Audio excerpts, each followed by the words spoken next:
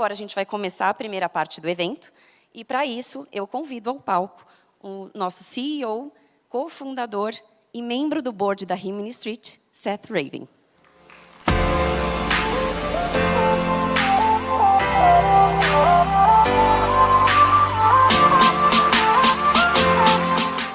Bom dia, everybody. So good to be back with you. Normally, we're here in August, and as you know, we've now moved the event up to June so that we can get here a little bit before winter and a little bit before you start planning your back half of the year. So today, I wanted to talk to you about a few things. First, starting with a company update. Most of you are clients. So we, of course, like to make sure you know about your vendor and your partner and make sure that you understand how we're doing as a company and the growth that we have.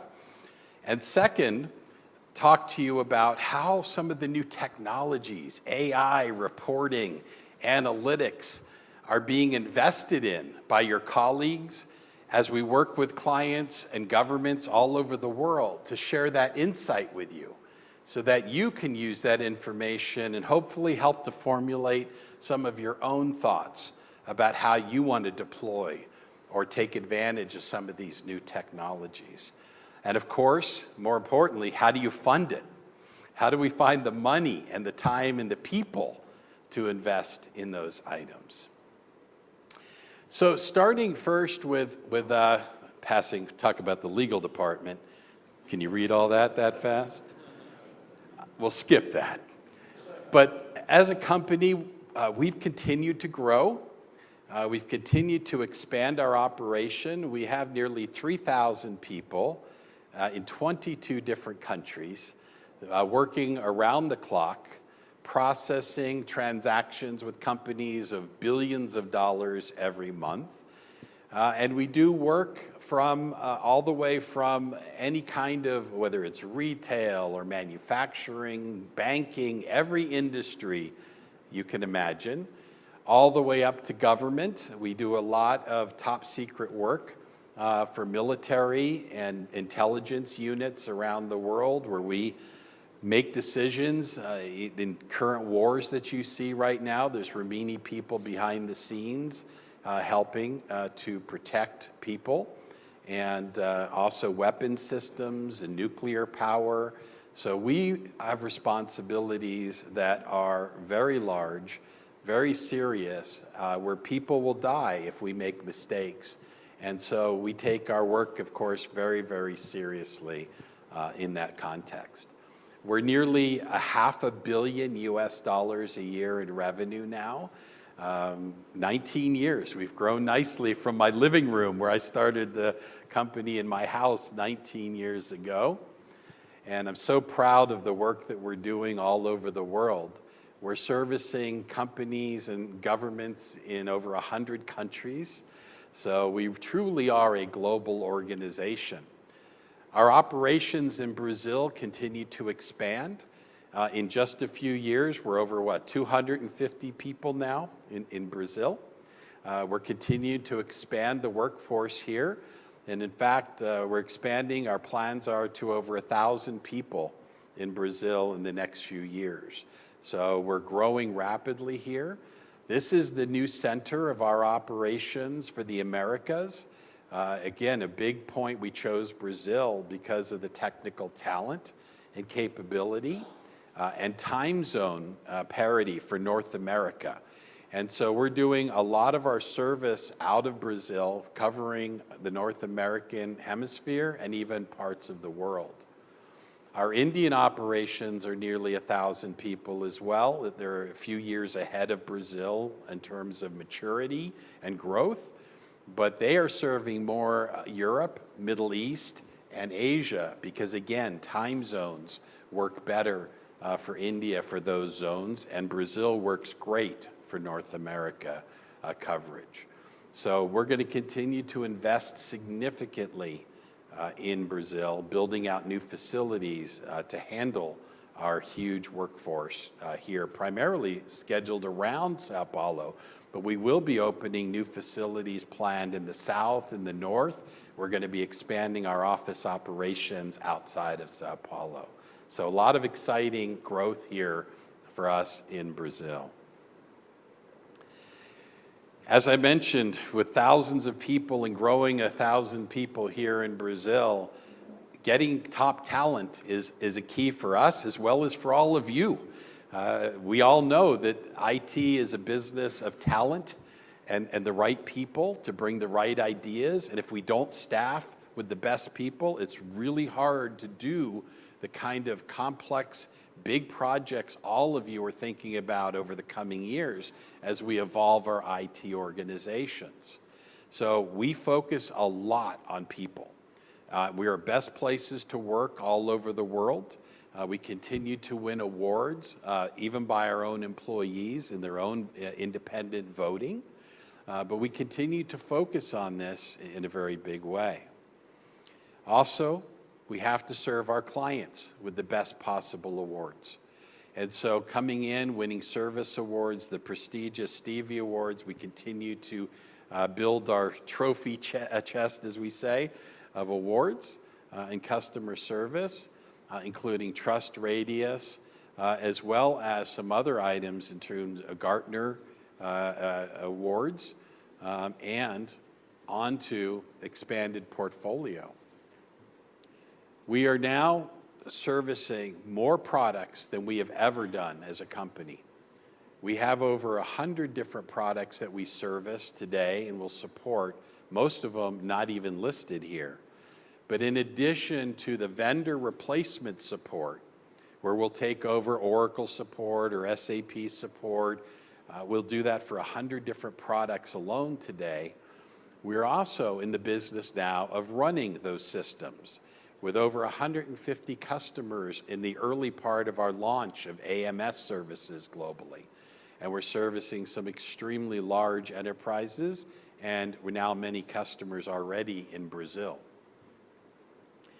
Our consulting business, Rimini Consult, continues to grow as we provide more assistance to companies all over the world, as well as our security under Rimini Protect, our interoperability services under our Connect, and our observability, where we're monitoring system performance around the world.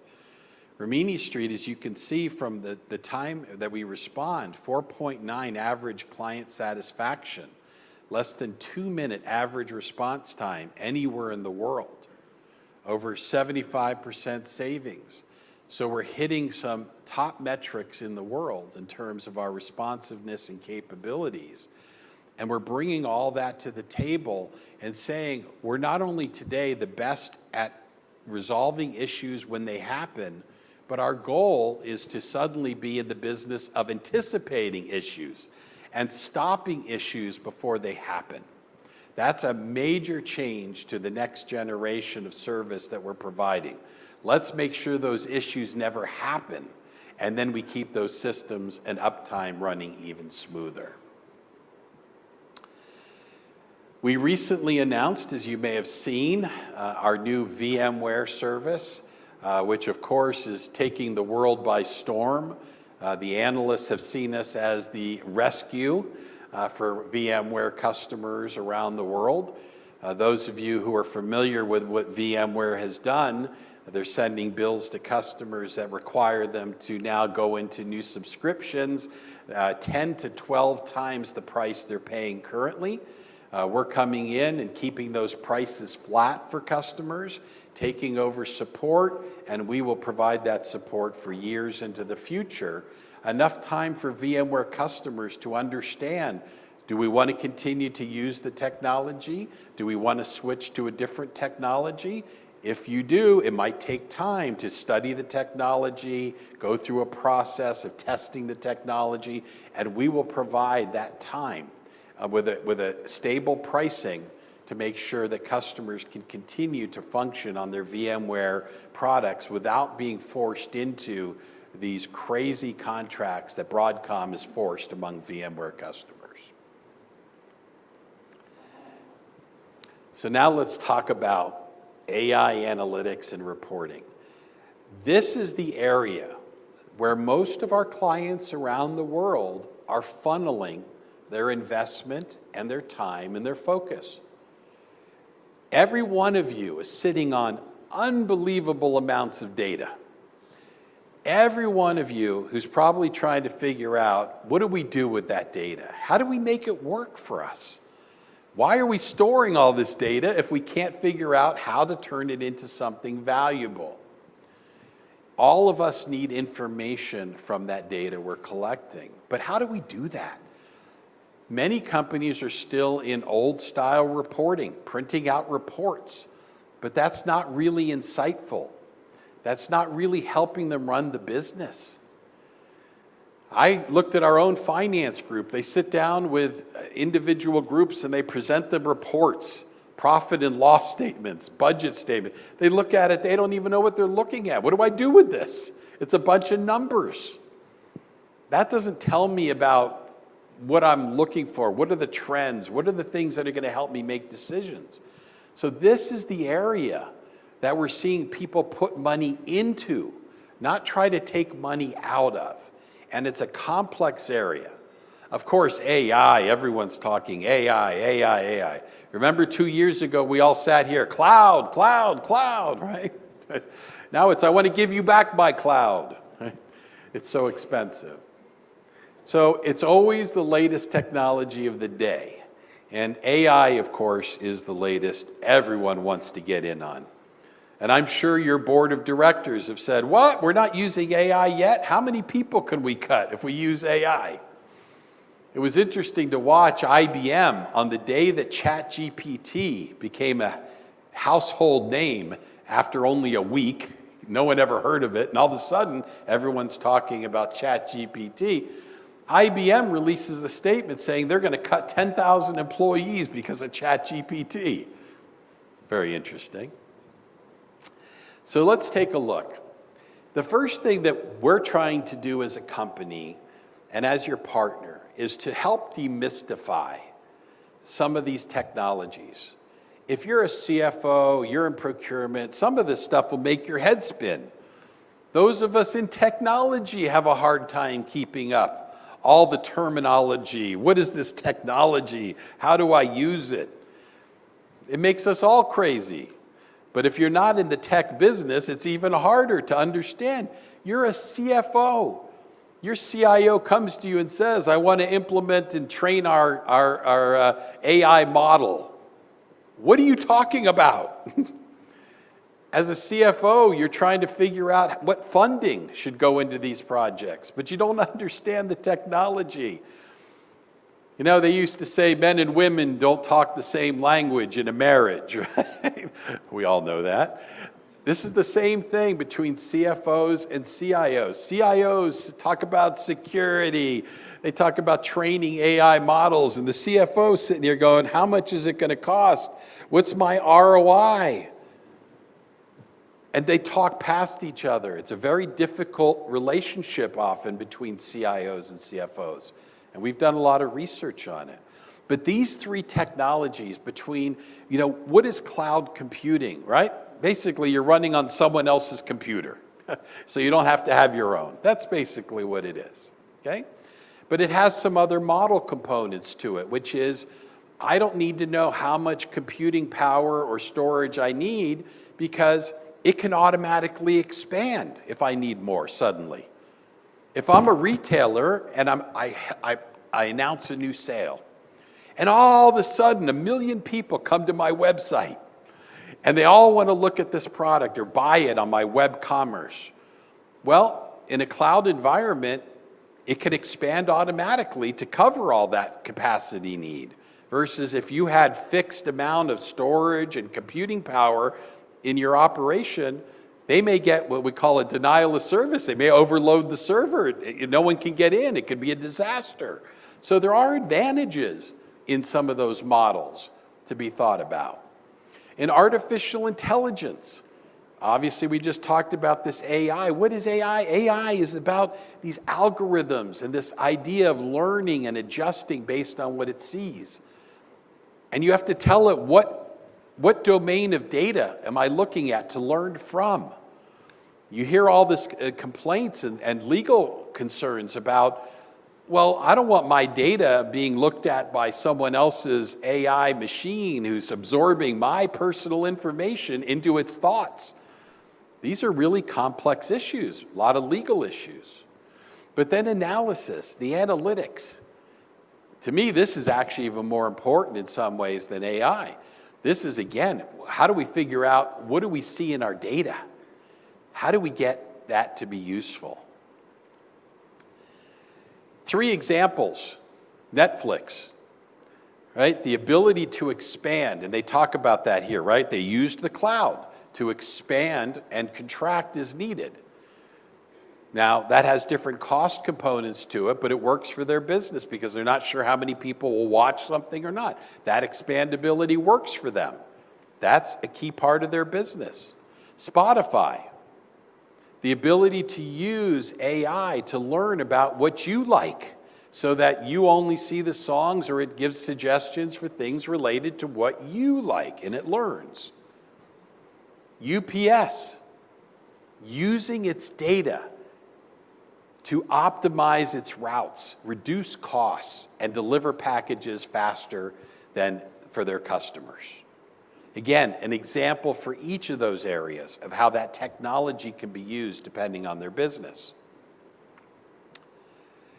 Then, if we take a look big picture, all right, this is some pretty big numbers here. 94% of enterprises are starting to play with or think about AI. That's a lot. How are you going to do that? What are you going to do to get started? And then 65% of workloads are going to be eligible and workable in a cloud model literally by 27, a couple years from now. So that means you have new opportunities there as well. Now, in order to make all this work, we need tech capability. We need skills. And one of the greatest challenges most countries are having with their businesses and government level is they're looking at it saying, how are we going to get the skills we need to do all these things? Look at the top 3 things that CFOs worry about. And I purposely chose a CFO study here. And you're going to hear me talk a lot about CFOs because I truly believe that CFOs are going to be the linchpin of the next generation of technology. Not because CIOs are the ones who know the technology, but because there's so much cost behind this, the ROI has to be there. And CFOs are the ROI specialists. How do we determine what we're going to get versus what we're going to spend? And how do we think about that versus spending it on something else? Opportunity cost. So look at those top 3 items. You can see AI and intelligence and analytics is number 3 at almost 30%. Mobility is obviously key because our whole world is mobile today. The customer-facing SaaS is telling you we need to engage with customers, with our prospects, our customers in a different way. If we don't meet them in the world that they want to be in, we're not going to be relevant. But our competitors will be.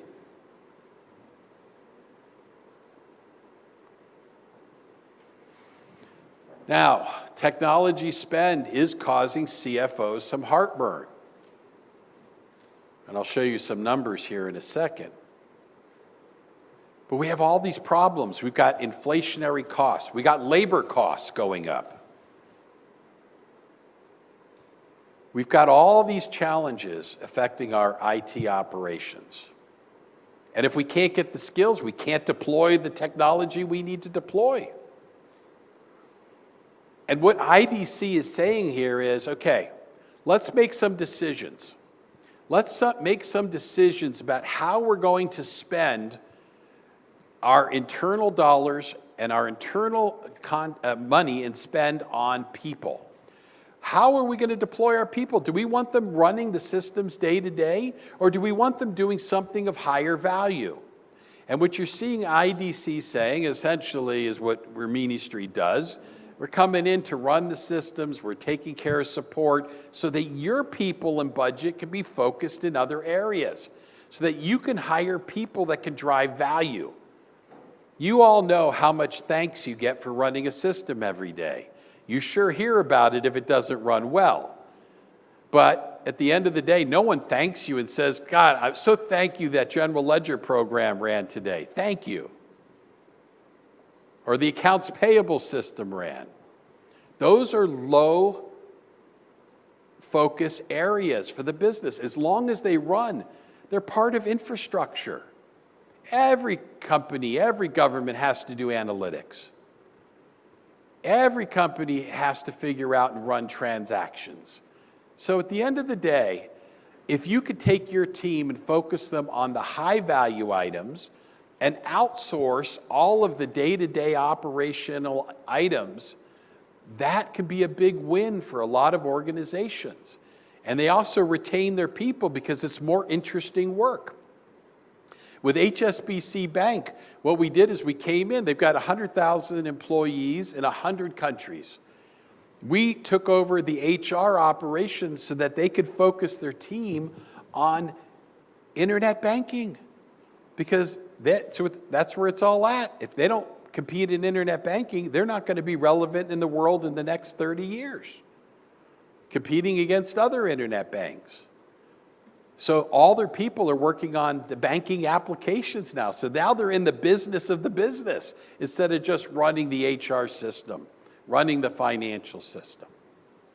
There's no value in that from the business side. More value in running things that help the business. So that's a big part of IDC's focus. Now look at this, 69%, according to survey, of businesses in Brazil are going to spend more in IT this year. Now that doesn't mean everyone, that's 69%. That's still 31% that are going to be doing less. And I guarantee you it's by industry. If you're in retail, you're probably not going to be spending more. You're going to spend less as a percentage of revenue. Almost every organization who currently has a cost increase every year in IT that's higher than the growth rate of the overall revenue of the company is in trouble. Those of you who are CFOs in this room are going to be telling your CIOs, you cannot have a growth rate of cost that's bigger and faster than the growth rate for the whole company's revenue. Because that comes out directly out of profits, and there's not enough profits in the business to allow that to happen. The first thing you're going to need to do is to bring your costs down in line, no more than the actual growth rate of the business at the revenue level. Otherwise, you've got a disaster. Look at the results, though. All this spending. And at the end of the day, most CFOs are looking at this saying, you know what? This money has been spent. We have no idea how this is really translated into improvement for the business. Driving more sales, lowering costs, increasing profits, increasing our competitiveness in a fiercely competitive world. So it's not just about how much you're spending, it's how you're spending it. There's smart spending, and then there's just spending. And many of you as clients we're working with today to help you change some of your organizational structure, some of the spending habits, some of the way the organization is running, to spend on the right things. What should I be spending on? What should I stop the spending on? Right. Interestingly enough, in Brazil, ROI analysis is one of the highest in the world, which is really good. Because that means that Brazilian management is often looking at this ROI more than other countries. You're stopping and saying, what am I spending? What am I spending? Remember, spending isn't just money. Spending is people, time, and money. Those are your three ingredients you have in your whole IT organization. How you choose to spend people, time, and money, the formula, the combination, and what you spend it on could make the difference between being last in your industry or leapfrogging to the front of competitiveness. But Brazilian organizations are focusing on ROI more than others. And that is a really, really good sign that you're making smart decisions based on return on investment. All right. 3 things to watch here. You can't just go out and do these projects without thinking them through. There is disaster after disaster example of what happens when you just launch into AI or data or analytics without a very careful program and thought out. So security, look at that. The cost of a data breach on average is now $9.5 million US dollars for larger organizations. This is the one that scares most companies because you know this one. 4 out of 5 projects fail. Big implementation projects, multi-year projects, too many moving parts. Risk for failure, very high. And what we call tech debt, which I like to call legacy systems, there are so many of them throughout most organizations that are at least 20, 30 years old, that the truth is it's impossible to try and replace it all in any short period of time. We have to make the best of it. We have to leverage systems that have existing lifespan, even if they're older. We have to look at their utility. We have to take an independent judgment because we can't throw it all away. There's not enough money to replace all these. That's a fact. In most organizations, there's just not enough money. So we have to decide which ones still have useful life, which ones we're going to try to reduce cost, but we're going to continue to use them so that we can take that people time and money and move it into the new areas of innovation that we want to invest in. This example, I don't know if you have Zillow down here, online real estate.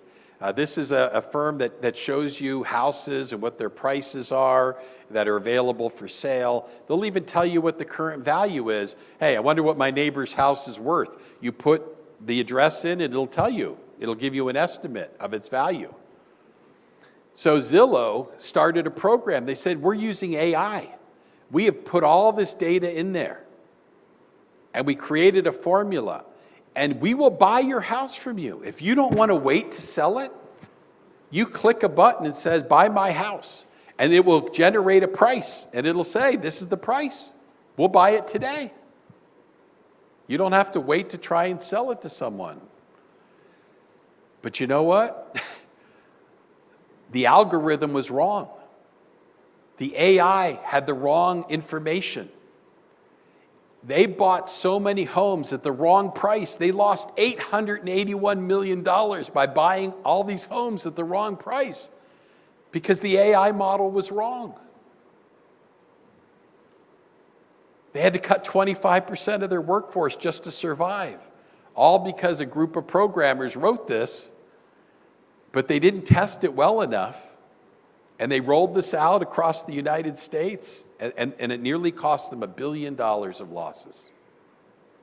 That's what happens if you go too fast without looking at all the components. So align to the business. What are the things you want to get done? Flexibility. You know Hertz Rental Car, they're a customer of ours. They went into bankruptcy. The pandemic. No one was traveling for business. Nobody was renting cars. They were #1 in the world. People started using Uber. I don't know about you, but when I travel, I just call an Uber. I don't go rent a car. It takes an hour, too long. I don't bother anymore. They went bankrupt. They were bought by a group of investors, and they wanted to change themselves. They wanted to change into what they called a mobility company. They wanted to think bigger than rental cars. They want to be involved in any kind of transportation that gets someone from point A to point B. Bicycles, scooters, anything. But you know what? Their IT department said, we can't do it. Our systems aren't flexible enough to adjust to the changes you want to make to the business.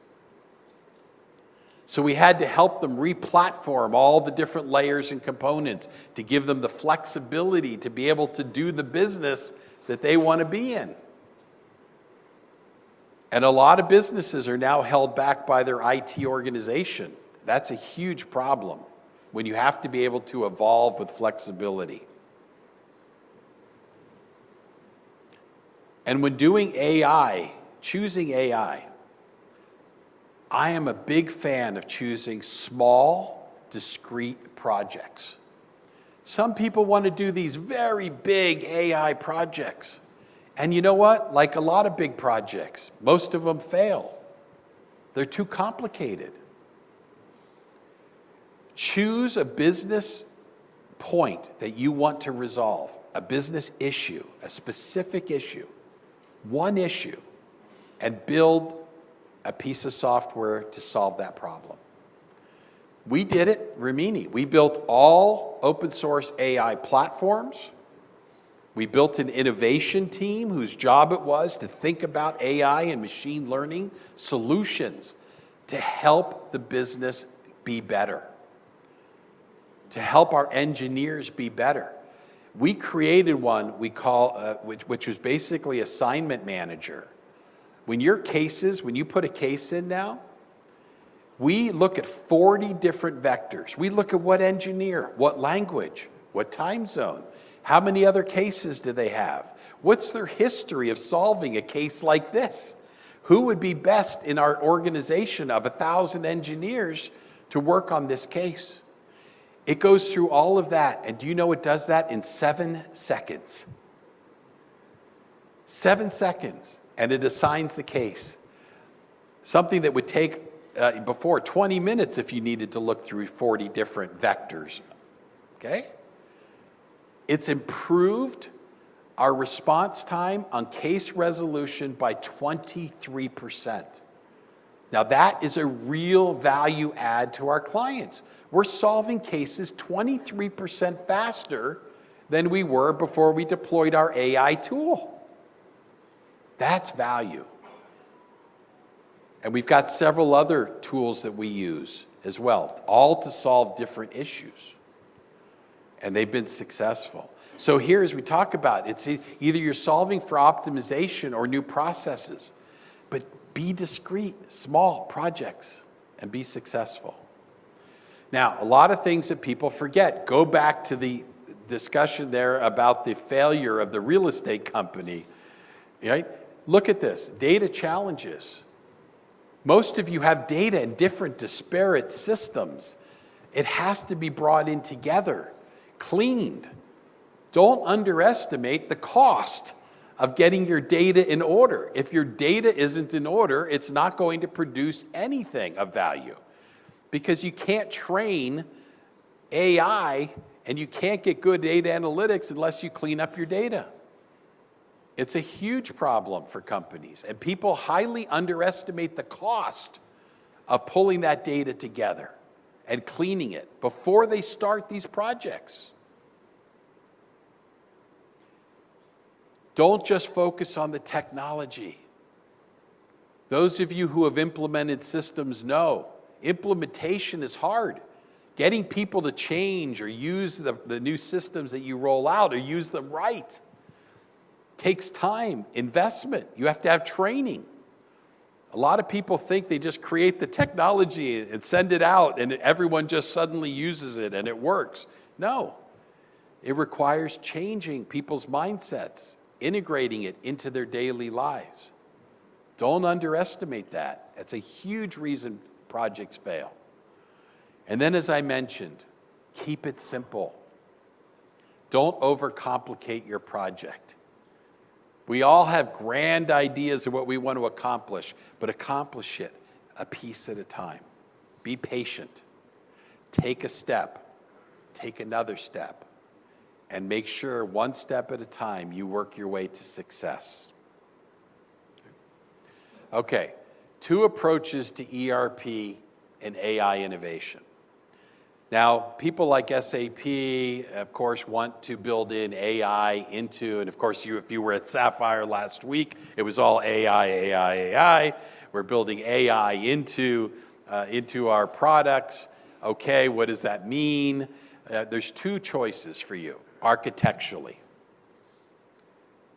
You can go with an AI product that's built into the particular software, or what we recommend is building an AI platform outside of the particular ERP so that you can use it across your entire platform and you control it. We think there's a lot more flexibility in the second model than relying on the AI that's being built into a particular software product. So this is one, again, we're happy to sit down with all of you, talk about this. If you want to set up a call and say, hey, I want to review the architectural ideas. I'm thinking about my AI model. I'm thinking about open source tools versus proprietary platforms. Okay, Rimini, what did you guys use for your open source platform? How did that work out? Things like that. We're happy to talk to you about that any day of the week.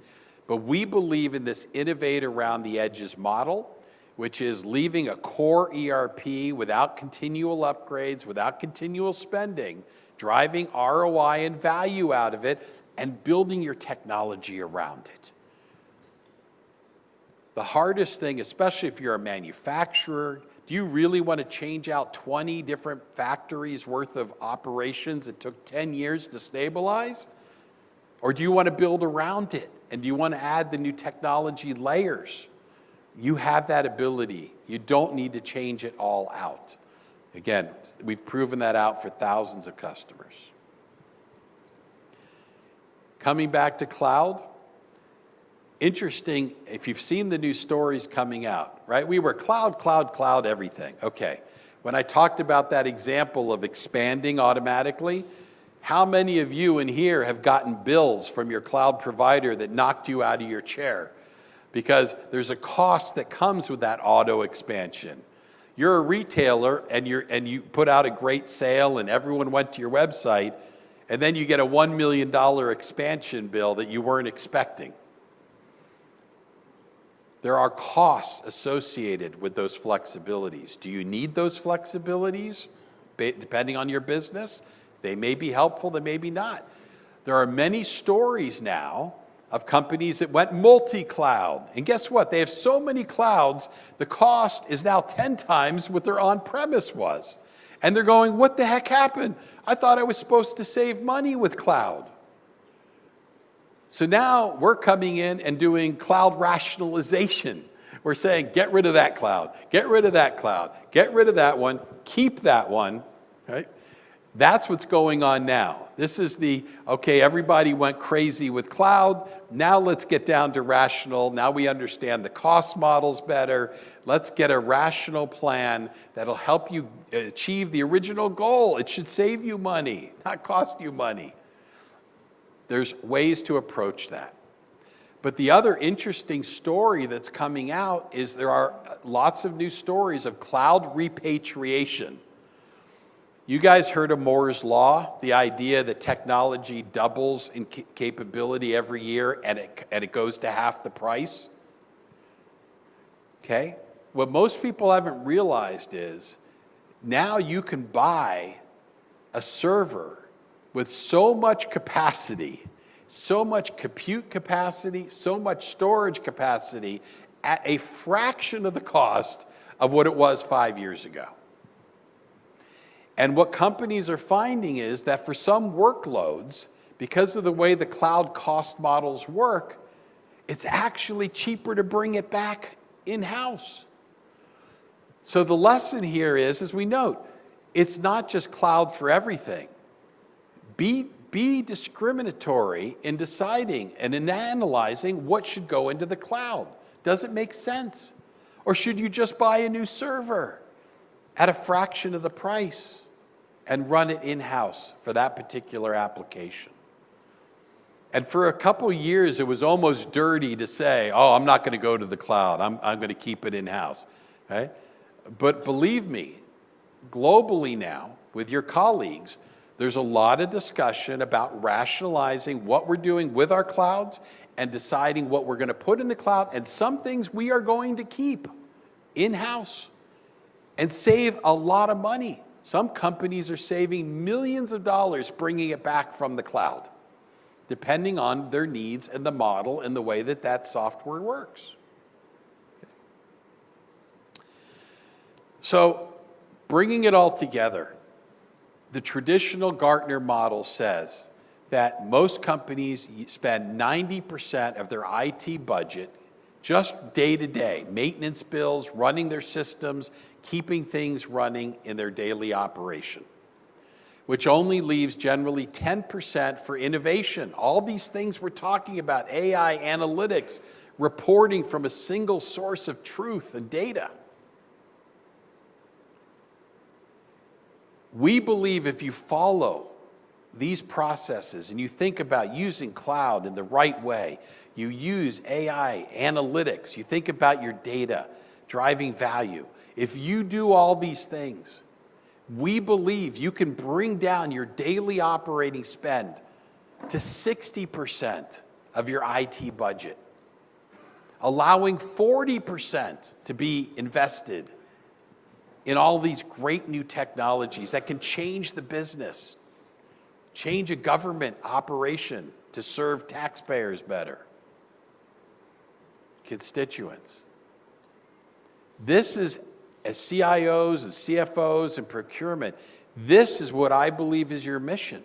If you get this formula right of people, time, and money, even if it means, oh, we want to upgrade to a different version of our ERP down the road sometime. Great. You know, you're on Rimini Street for another 4 years, 5 years, whatever for that ERP. Great. But what you're doing is you're getting an opportunity to spend the money, people, and time differently today, and then you can come back and spend that money down the road. You're choosing opportunities at the right time, different times for different priorities. So it's okay. You're never going to say, we're never going to upgrade again. That's absurd. You're all going to drive a new car eventually, right?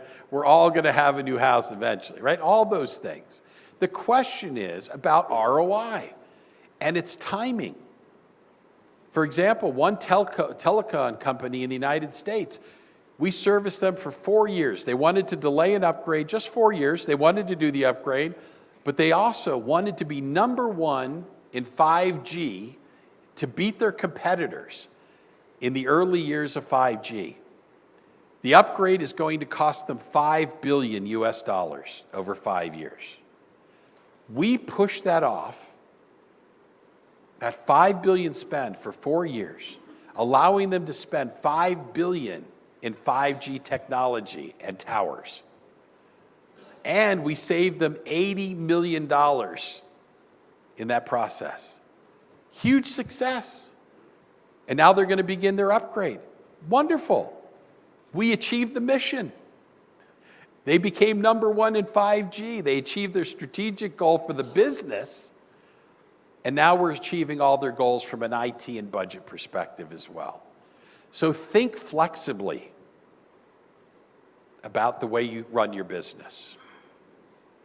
So just a couple quick case studies. NIBCO. We went into NIBCO as a company, and look, we're saving them hundreds of hours on security and running systems. Again, we come up with a custom solution. What is it they want to achieve? What is it we're able to get done? Every one of your businesses has a unique goal. Think about what it is. Speed, whether it's getting to more stores, whether you're opening new factories, whatever it is, get it there. Energy Northwest. Take a look. Again, hundreds of hours saved doing tax and regulatory updates that the vendor was providing. We changed the model so they didn't have to do those anymore, saving hundreds of hours of time, allowing them to focus on a different part of the business.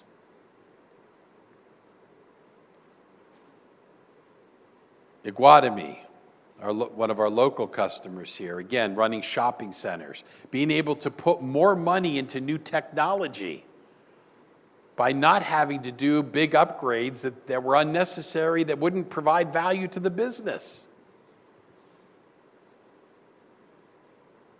Every one of you has a story.